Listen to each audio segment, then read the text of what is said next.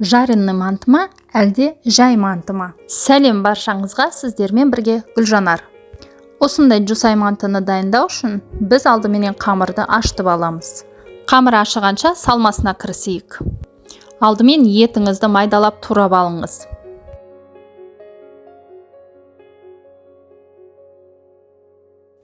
Енді қызып тұрған табаға майыңызды құйып, етті жақсылап қуырып алу керек.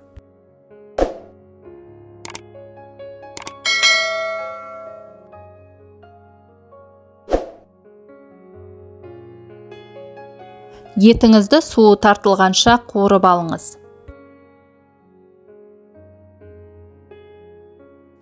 Келесі кезекті жусайға береміз.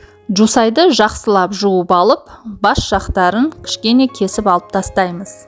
Енді жусайды майдалап турап алайық.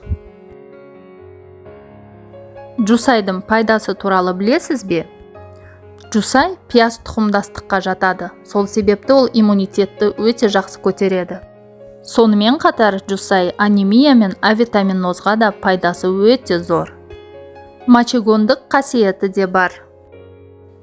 Алайда асқазанында жарасы барларға жусайды аздап жеу керек. Себебі ол асқазанның шырышты қабатын тітіркендіреді.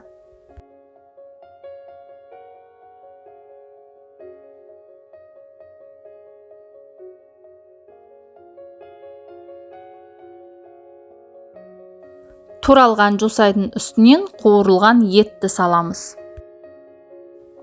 Дәмдеуіштерден әдеттегідей кристаллик, тұз, паприка және қара бұрыш. Сондай-ақ сұйық май құюды ұмытпайық. Барлығын жақсылап араластырып, келесі кезекті түйуге береміз.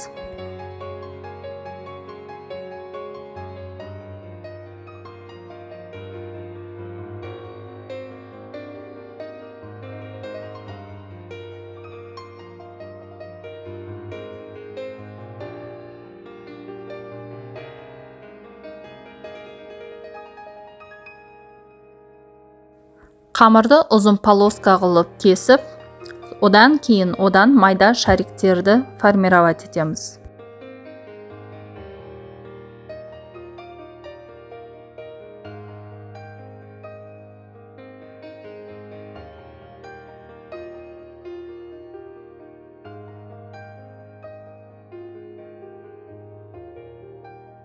Шариктеріміз дайын, енді біразын жайып алайық.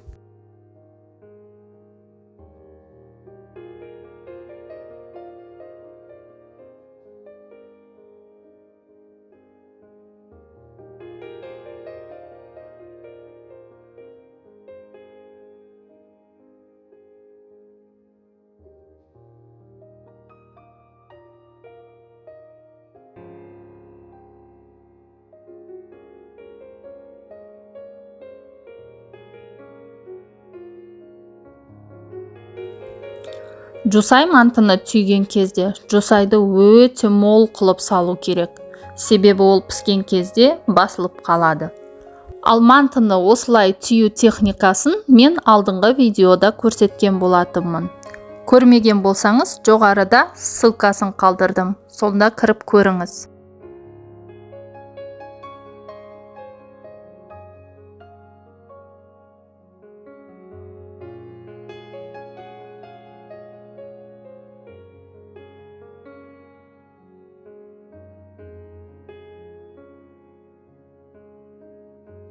Мантымыз түйілді, енді оны отқа қояйық. Жусай манты небәрі 20 минут ішінде піседі.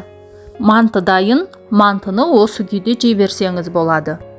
Алайда біз бүгін жареный манты жасаймыз. Ол үшін піскен мантыларды қызып тұрған майға бір-бір қуырып алғаныңыз жеткілікті. Ұзақ қуырып тұрмаңыз, себебі мантының ішіндегі жусай күйіп кетуі мүмкін.